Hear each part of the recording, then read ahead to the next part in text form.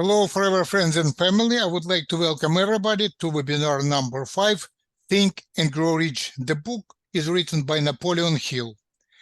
It's an outstanding book which was written almost 100 years ago, but it's still very, very powerful and provide very, very good and a lot of valuable and priceless information. So we will continue to read from the beginning, almost from forward. Forward. What do you want most? Is it money, fame, power, contentment, personality, peace of mind, happiness? The 13 steps to riches described in this book offer the shortest dependable philosophy of individual achievement ever presented for the benefit of the man or woman who is searching for a definite goal in life. Before beginning the book, you will profit greatly if you recognize the fact that the book was not written to entertain. You cannot digest the content properly in a week or a month after reading the book through. Dr. Miller Reese Hutchinson, national known consultant engineer and longtime associate of Thomas A. Edison, said, "This is not a novel, it's a textbook on individual achievement that came directly from the experience of hundreds of America's most successful men. It should be studied, digested, and meditated upon. No more than one chapter should be read in a single night." So let's continue to read from a chapter we stopped last webinar. Faith. Zoya, please proceed. I would like to ask continue to read my friend and partner, assistant supervisor from Brooklyn, Zoya Sergey. Zoya, please go ahead. Thank you. Faith. Visualization of and belief in attainment of desire, the second step toward riches. Faith is the head chemist of the mind. When faith is blended with the vibration of thought, the subconscious mind instantly picks up the vibration, translates it into its spiritual equivalent, and transmits it to infinite intelligence, as in the case of prayer. The emotions of faith, love, and sex are the most powerful of all the major positive emotions. When the three are blended, they have the effect of coloring the vibration of thought in such a way that it instantly reaches the subconscious mind, where it is changed into its spiritual equivalent, and the only form that induces a response from infinite intelligence. Love and faith are psychic, related to the spiritual side of man. Sex is purely biological and related only to the physical. The mixing or blending of these three emotions has the effect of opening a direct line of communication between the finite thinking mind of man and infinite intelligence. How to develop faith? There comes now a statement which will give a better understanding of importance the principle of order suggestion assumes in the transmutation of desire into its physical or monetary equivalent. Namely, faith is a state of mind which may be induced or created by affirmation or repeated instructions to the subconscious mind through the principle of autosuggestion. As an illustration, consider the purpose for which you are presumably reading this book. The object is naturally to acquire the ability to transmute the intangible thought impulse of desire into its physical counterpart, money. By following the instructions laid down in the chapters on autosuggestion and the subconscious mind, as summarized in the chapter on autosuggestion, you may convince the subconscious mind that you believe you will receive that for which you ask, and it will act upon that belief, which your subconscious mind passes back to you in the form of faith, followed by definite plans for procuring that which you desire. The method by which one develops faith where it does not already exist is extremely difficult to describe, almost as difficult, in fact, as it would be to describe the color of red to a blind man who has never seen color and has nothing with which to compare what you describe to him. Faith is a state of mind which you may develop at will after you have mastered the 13 principles, because it is a state of mind which develops voluntarily through application and use of these principles. Repetition of information of orders to your subconscious mind is the only known method of voluntary development of the emotion of faith.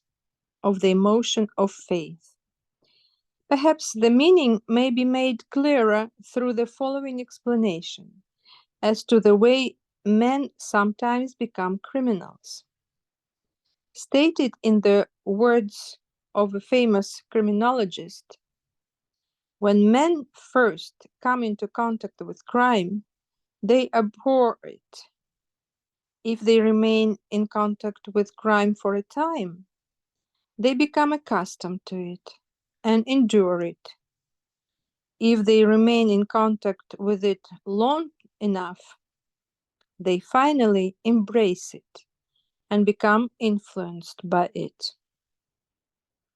This is the equivalent of saying that any impulse of thought which is repeatedly passed on to the subconscious mind is finally accepted and acted upon by the subconscious mind, which proceeds to translate that impulse into its physical equivalent by the most practical procedure available. In connection with this, consider again the statement, all thoughts which have been emotionalized, given feeling, and mixed with faith, begin immediately to translate themselves into their physical equivalent or counterpart. The emotions or the feeling portion of thoughts are the factors which give thoughts vitality, life, and action. The emotions of faith, love, and sex, when mixed with any thought impulse, give it greater action than any of these emotions can do singly.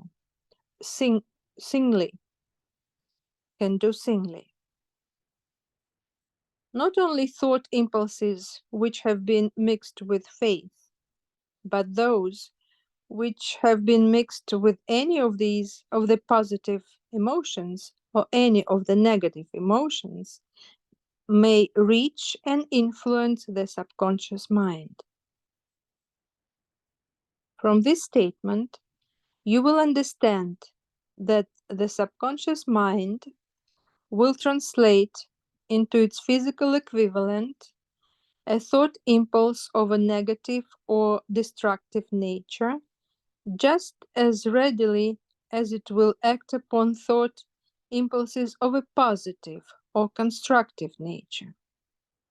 This accounts for the strange phenomenon which so many millions of people experience, referred to as misfortune or bad luck. There are millions of people who believe themselves doomed to poverty and failure because of some strange force over which they believe they have no control. They are the creators of their own misfortunes because of this negative belief, which is picked up by the subconscious mind and translated into its physical equivalent. This is an appropriate place at which to suggest again that you may benefit by passing on to your subconscious mind any desire which you wish translated into its physical or monetary equivalent in a state of expectancy or belief that the transmutation will actually take place. Your belief or faith is the element which determines the action of your subconscious mind. There is nothing to hinder you from deceiving your subconscious mind when giving it instructions through autosuggestion, as I deceived my son's subconscious mind. To make this deceit more realistic, conduct yourself just as you would if you were already in possession of material thing which you are demanding when you call upon your subconscious mind. The subconscious mind will transmute into its physical equivalent by the most direct and practical media available any order which is given to it in a state of belief or faith that the order will be carried out. Surely enough has been stated to give a starting point from which one may, through experiment and practice, acquire the ability to mix faith with any order given to the subconscious mind. Perfection will come through practice. It cannot come by merely reading instructions. If it be true that one may become a criminal by association with crime, and this is a known fact, it is equally true that one may develop faith by voluntarily suggesting to the subconscious mind that one has faith. The mind comes finally to take on the nature of the influences which dominate it. Understand this truth, and you will know why it is essential for you to encourage the positive emotions as dominated forces of your mind and discourage and eliminate negative emotions. A mind dominated by positive emotions becomes a favorable abode for the state of mind known as faith. A mind so dominated may at will give the subconscious mind instructions, which it will accept and act upon immediately. Zoe, thank you for your reading. Please take a break for now, and I would like to share with everybody some video I prepared for us to watch it. And of course, it's related to the book.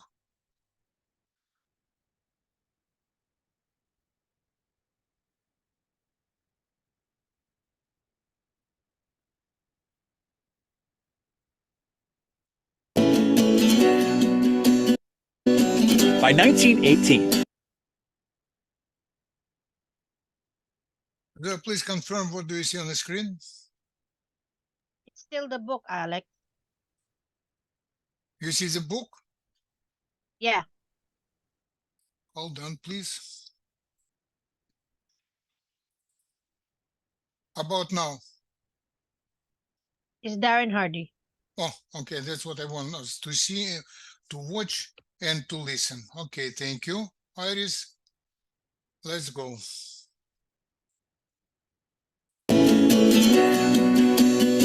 by By 1918, Charles N. Schwab was one of the richest men in the world. Schwab was at the time president of Bethlehem Steel Corporation, the largest shipbuilder and second largest steel producer in America at the time. The famous inventor Thomas Edison once referred to Schwab as the master hustler. He was constantly seeking an edge over the competition. So one day in 1918, in his quest to increase the efficiency and effectiveness of his team and discover better ways to get things done, Schwab arranged a meeting with a highly respected productivity consultant named Ivy Lee. Now, Lee was a successful businessman in his own right, so he wasn't just a life coach. He was actually a practitioner doing the thing that he was going to suggest that Schwab do. As the story goes, Schwab brought Lee into his office and said, "Show me a way to get more things done." "Give me 15 minutes with each of your executives," Lee replied. "How much will it cost me?" Schwab asked. "Nothing," Lee said, "unless it works. After 3 months, you can send me a check for whatever you feel it's worth to you." During his 15 minutes with each executive, Lee explained his simple method for achieving peak productivity. At the end of each workday, he said, write down the 6 most important things that you need to accomplish tomorrow. Do not write down more than 6 tasks. Prioritize those 6 items in order of their true importance. And I'll add, by the way, I would suggest that you narrow them down to your top 3, but that's just me, not Lee. When you arrive tomorrow, concentrate only on the first task. Work until the first task is finished before you even move on to the second task.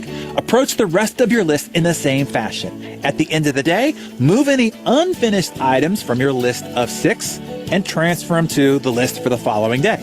Repeat this process every workday. The strategy sounded so simple, but Schwab and his executive team at Bethlehem Steel gave it a try anyway. After 3 months, Schwab was so delighted with the progress his company had made that he called Lee into his office and wrote him a check for $25,000. Now, a check of $25,000 written in 1918 is the equivalent of a $400,000 check in today's terms. Wow. Let's just say that's a heck of a lot more than you pay for everything that's packed into the insane productivity curriculum. The Ivy Lee method of prioritization, you're taking your to-do list and narrowing it down to your top 6, working on one until you step into the next one, it just seems so stupidly simple. How could something so simple be so effective? Here's how. Precisely because it is simple. Simple enough to actually work. You see, complexity causes confusion and paralysis. The mental objection people give to simplistic methods is that they're too basic. They don't account for all the complexities and nuances of life. They ask, what happens if an emergency pops up? What about using the latest technology to our fullest advantage? Sure, emergencies and unexpected distractions will come up, but see them as the siren's call of the sea nymphs, whose intention is to cause you to productively shipwreck on the rocks. So put the beeswax in your ears, tie yourself to a mast, whatever it takes to ignore them as much as possible. Here's the key. Use simple rules to guide complex behavior. It forces you to make tough decisions. In the paralysis of too many priorities, we do nothing, or we choose escape routes from making real decisions. We go back to email. We search the internet. We respond to texts and say yes to the knocks at the door. It removes the friction of starting. The biggest hurdle to finishing most tasks is starting them. Lee's method forces you to decide on what your first task will be the night before you go to work. It requires you to single task. The myth of multitasking is that being busy is synonymous with being better. The exact opposite is true. Having fewer priorities leads you to better work and greater output. Study world-class experts in nearly any field, athletes, artists, scientists, teachers, CEOs, and you will discover one characteristic runs through all of them. Focus. The reason is simple. You can't be great at one task if you're constantly fracturing your attention, your capacity, and your time in 10 different directions. Mastery requires focus and consistency. Focus and consistency. That's what said Darren Hardy. I would like to share something with you guys at the very beginning, and here are the details on the YouTube channel. You have details right here.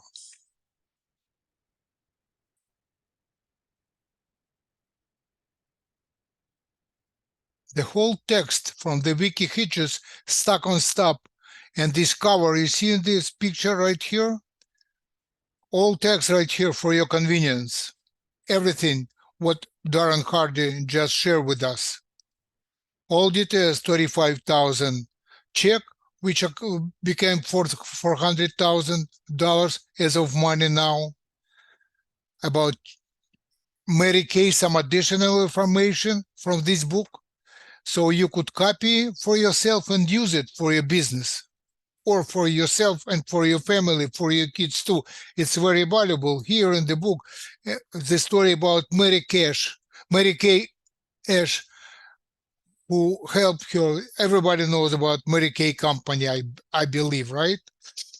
So it's for you. And also, I ask everybody, when you watch the video, if you like it, I'm talking about my YouTube channel, click like and make some comments. Share this information with other people. It will be helpful for them to explore some news. Okay, let's continue to read. Hold on, please.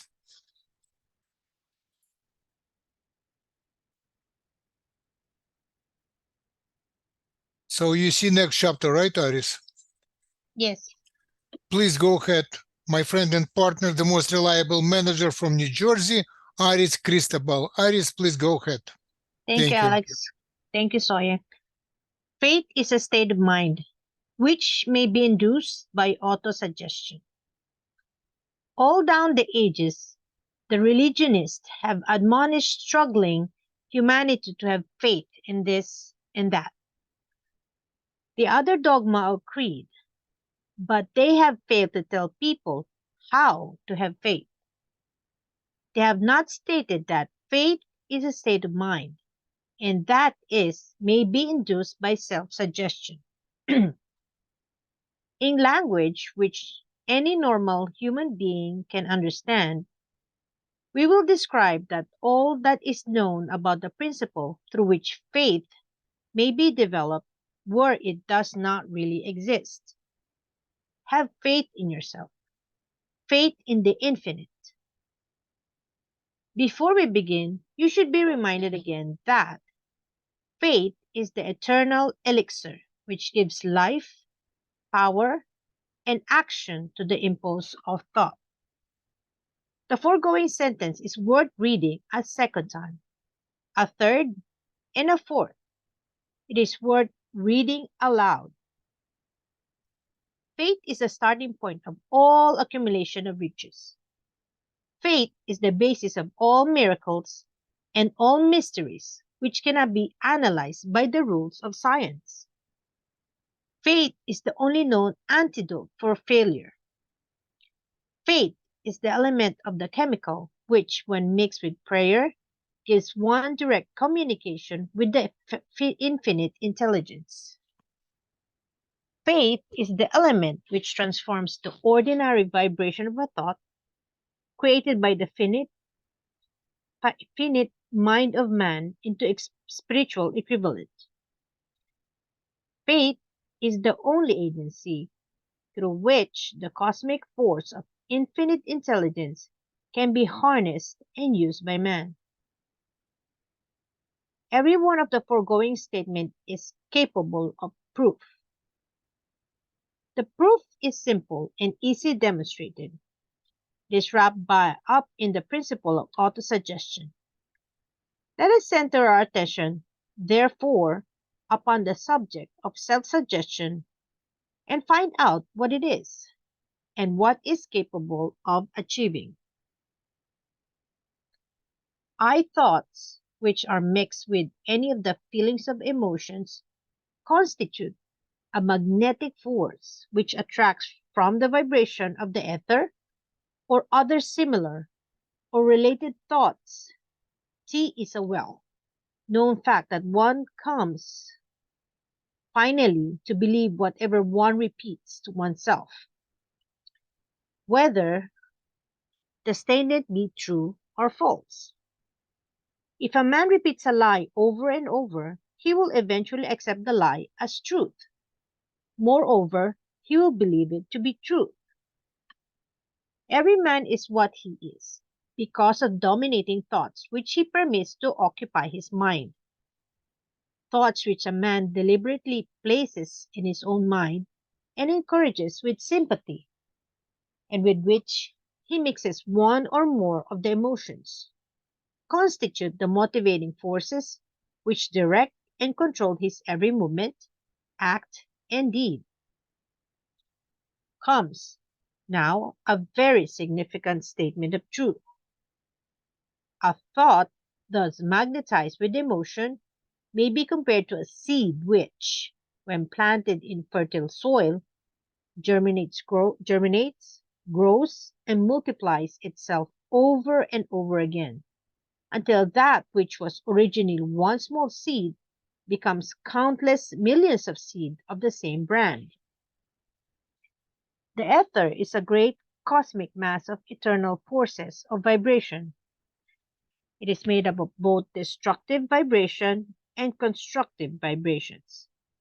It carries at all times vibration of fear, poverty, disease, failure, misery, and vibrations of prosperity, health, success, and happiness, just as surely as it carries the sound of hundreds of orchestrations of music and hundreds of human voices, all of which maintain their own individuality and means of identification through the medium of radio. From the great storehouse of the ether, the human mind is constantly attracting vibrations which harmonize with that which dominates the human mind. Any thought, idea, plan, or purpose which one holds in one's mind attracts from the vibration of the ether a host of its relatives, add these relatives to its own force, and grows until it becomes the dominating, motivating master of the individual in whose mind it has been housed. Now, let us go back to the starting point and become informed as how the original seed of an idea, plan, or purpose may be planted in the mind. The information is easily conveyed. Any idea, plan, or purpose may be placed in the mind through repetition of thought. This is why you are asked to write out a statement of your major purpose or definite chief aim. Commit it to the memory and repeat it in audible words day after day until these vibration sounds have reached your subconscious mind. We are what we are because of the vibrations of thought which we pick up and register through the stimuli of our daily environment. Resolve to throw off the influences of any unfortunate environment and to build your own life to order. Taking inventory of mental assets and liabilities, you will discover that your greatest weakness is lack of self-confidence. This handicap can be surmounted and timidity translated into courage through the aid of the principle of autosuggestion. The application of this principle may be made through a simple arrangement of positive thought impulses stated in writing, memorized, and repeated until they become a part of the working environment of the subconscious faculty of the mind. Self-confidence formula. First, I know that I have the ability to achieve the object of my definite purpose in life. Therefore, I demand myself persistent, continuous action toward its attainment, and I here and now promise to render such action. Second, I realize the dominating thoughts of my mind will eventually reproduce themselves in outward physical action and gradually transform themselves into physical reality. Therefore, I will concentrate my thoughts for 30 minutes daily upon the task of thinking of the person I intend to become, thereby by creating in my mind a clear mental picture of that person. Third, I know through the principles of autosuggestion, any desire that I persistently hold in my mind will eventually seek expression through some practical means of attaining the object back of it. Therefore, I will devote 10 minutes daily to demanding of myself the development of self-confidence. Fourth, I have clearly written down description of my definite chief aim in life, and I will never stop trying until I shall have developed sufficient self-confidence for its attainment. Fifth, I fully realize that no wealth or position can long endure unless built upon truth and justice.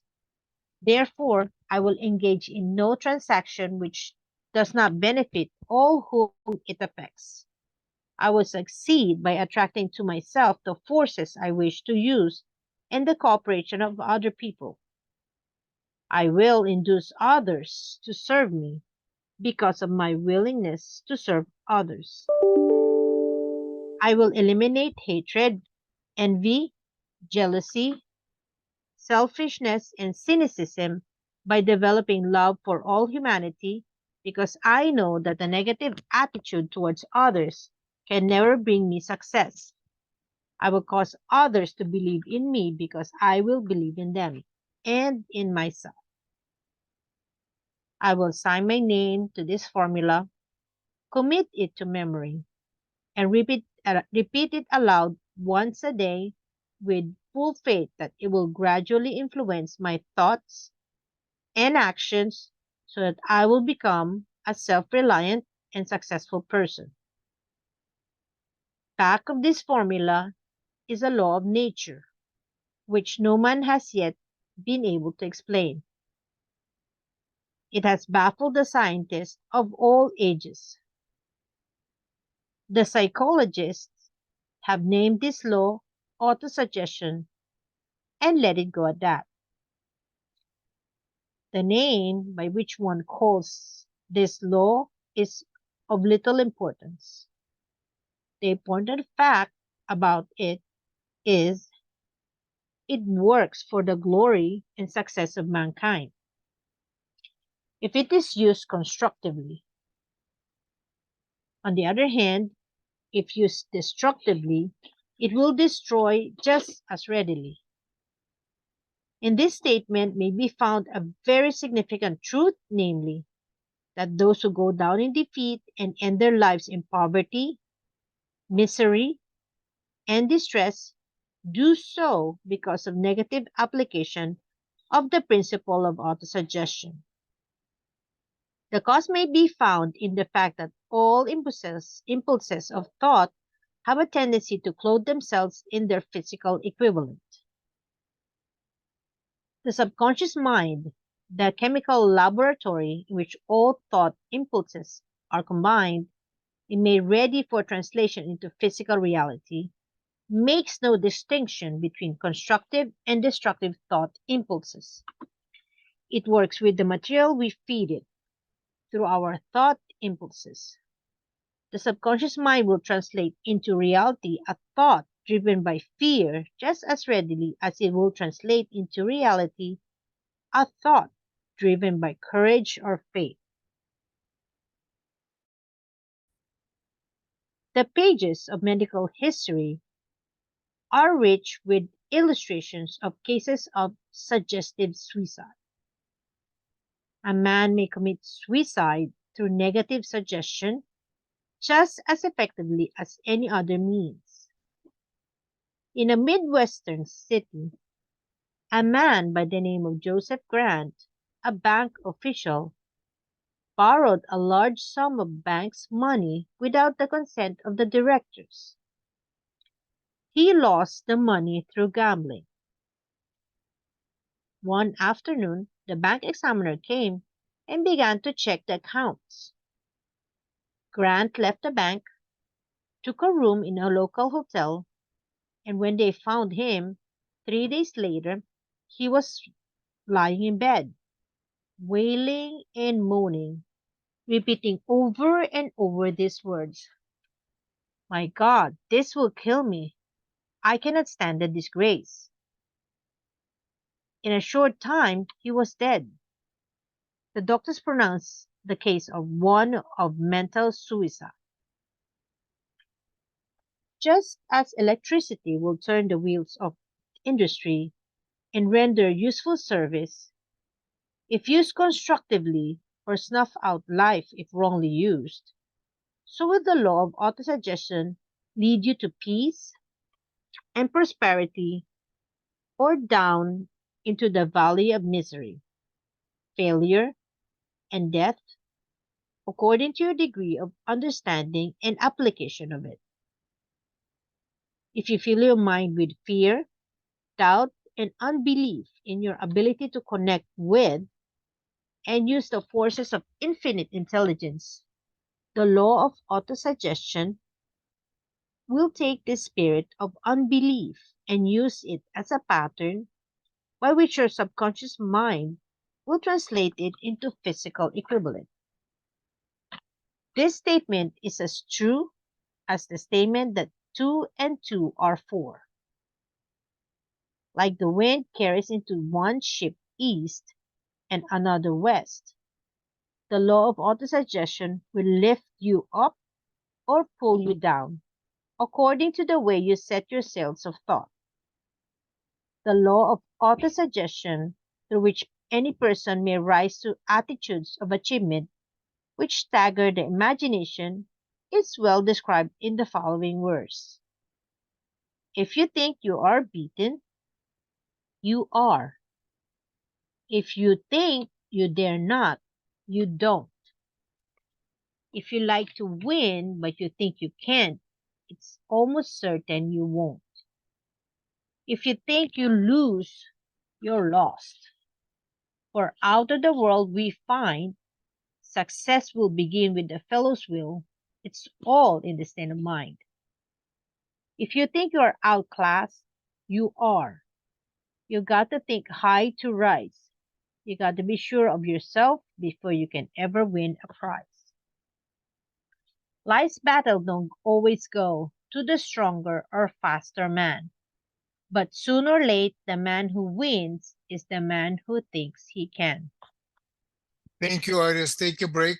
I believe it's enough for today because this previous page and this last 4 lines, it's priceless for us to read it over, and over, and memorize if you wish to. Any questions, any comments?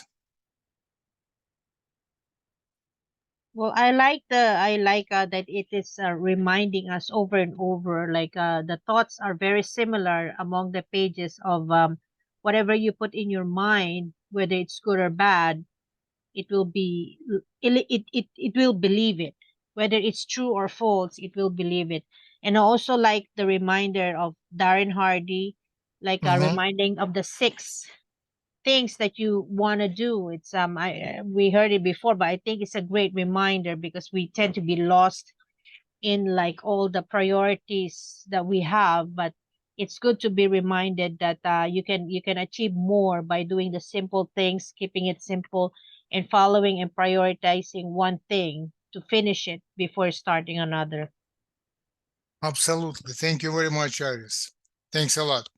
And I prepared some surprise for everybody. One more video from Prager University. Iris, please tell me, what do we see on the screen?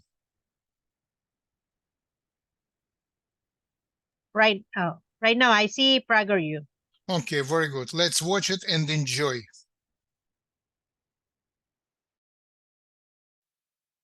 There is a pandemic in the Western world, especially, but not only in America, that few are talking about, let alone addressing. This pandemic doesn't actually kill people, but it does ruin lives, crush families, and cause debilitating pain, far more than most cases of COVID-19. What pandemic am I talking about? The pandemic of people who do not speak, to one or both of their parents. Why have these people decided to hurt their parents in one of the worst ways possible, to the extent of not even allowing their parents contact with their grandchildren? There are three primary reasons. The first is the rise of the therapeutic mentality. Prior to the explosion of psychotherapy, people were governed by shoulds. But beginning in the 1960s, the therapeutic model replaced the moral model as the guide to one's behavior. A popular phrase at the time was, "There are no shoulds." I'll use a family story to illustrate this point. Despite the fact that his mother was a very difficult woman, my father called her every night. And every night, she would yell at him. As a child, I heard this because instead of holding the phone to his ear, my father would periodically place the phone on the kitchen table. Had my father been born a generation later and told a therapist how much he dreaded calling his mother, the therapist would likely have led my father to believe there was no reason he should talk to her.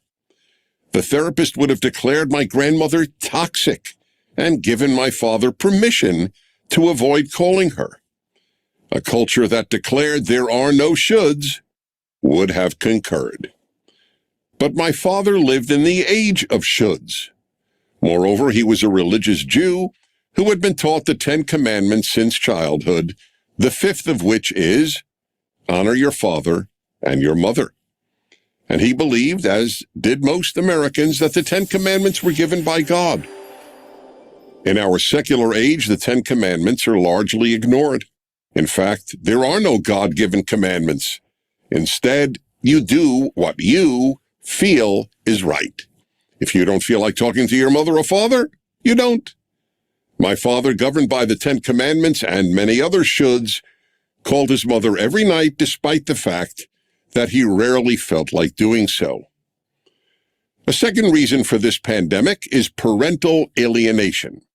This is usually caused by one parent against the other during or after a divorce, frequently, though certainly not always, by the mother against the father. She is so angry at her ex-husband that she has decided to hurt him in one of the worst possible ways, by convincing one or more of their children that their father is a terrible human being, unworthy of their love, respect, or even time. The children should have nothing to do with him. The third reason for this pandemic is ideological. This is the newest excuse for cutting ties with parents. I suspect few people in previous generations encountered parents whose children didn't speak to them because of how the parent voted. Many Americans hated Richard Nixon, but it's hard to imagine grown men and women in the late 1960s or early 1970s who refused to speak to their parents because the parents voted for Nixon. But many parents who voted for Donald Trump have a child who does not speak to them. For the record, I am not speaking about myself. My 2 sons and 2 stepsons and I speak frequently, love one another, and share values. But I know how lucky I am. I have met a lot of good people who have at least one child who no longer speaks to them. Yes, there are times when a parent is so abusive, pathological, or evil that communication becomes essentially impossible. And it is important to note, you do not have to love your parents. Just talk to them. Even the Bible, which commands people to love their neighbor, to love the stranger, and to love God, never commands us to love our parents. But at the very least, we owe them this, not to inflict terrible pain on them. Indeed, the infliction of such pain on a parent is about as great an act of cruelty as most people will ever inflict on another human being. If there is a God who gave the 10 Commandments, these people will be judged accordingly. I'm Dennis Prager. What a great message. What a great message. Anybody would like to make any comments?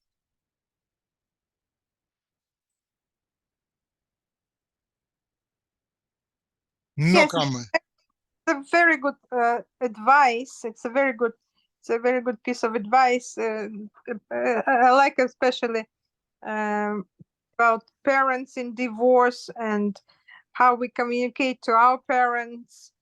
So yeah, it's a very good information and advice.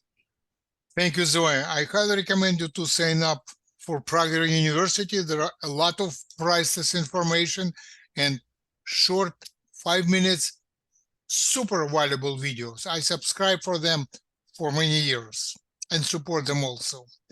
Okay, thank you all readers. Zoe, thank you, Iris. Thank you, everybody, for joining. We will talk and we will see each other next Monday. Thank you and good night. Good night. Thank you very much. Good night. Thank Thanks a you. lot. Thank you very much. Bye-bye.